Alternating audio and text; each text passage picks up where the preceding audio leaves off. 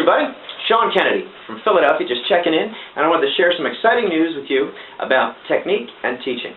I've discovered this new product called the HingeStix. It was invented by Sam Ruttenberg. You can find him online, Sam Ruttenberg HingeStix, and it's a traditional drumstick that has a piece of plastic in it, and it acts as a fulcrum, kind of like a seesaw.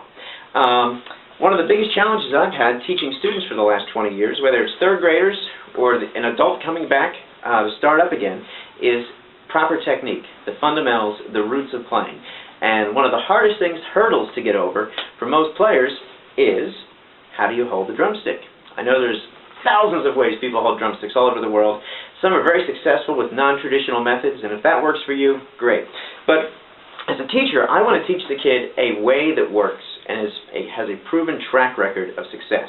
And the way I learned from all my teachers was this fulcrum action, where you're holding the stick with your index finger and thumb, and the back fingers can propel the stick.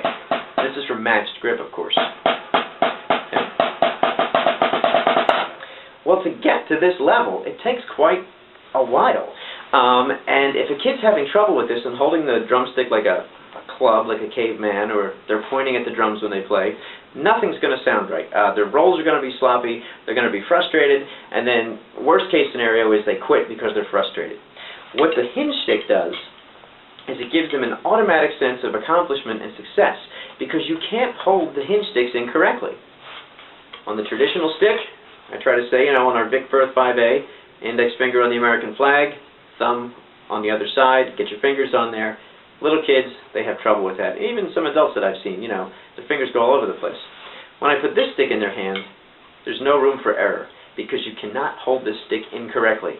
Index finger there, thumb there, bang. You're ready to go.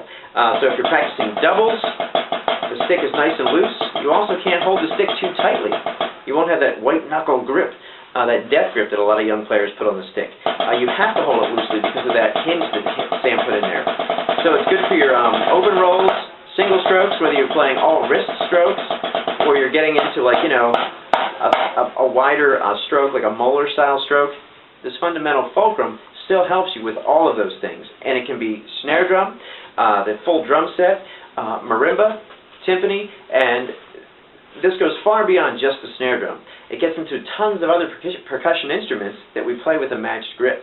Because if a kid's solid here, you put a pair of marimba mallets in his hand, he's holding those pretty much correctly right off the bat. The other reason I like them is, as a professional player, I keep them in my bag for warm-up purposes. And I'll use them just to double-check my technique.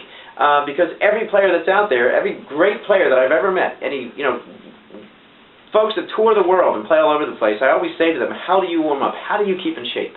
And they all go back to the fundamentals, what they learned in 3rd and 4th grade. Most drummers I know do some rolls, some flam exercises.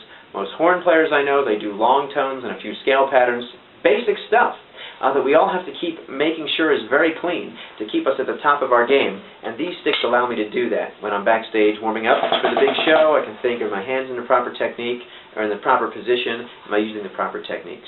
So I think everyone out there, whether you're a teacher, the professional player, or just an enthusiast who wants to get better at drumming, go out and buy a pair of Sam Ruttenberg's HingeStix, and I think your playing will improve. So, good luck and keep practicing.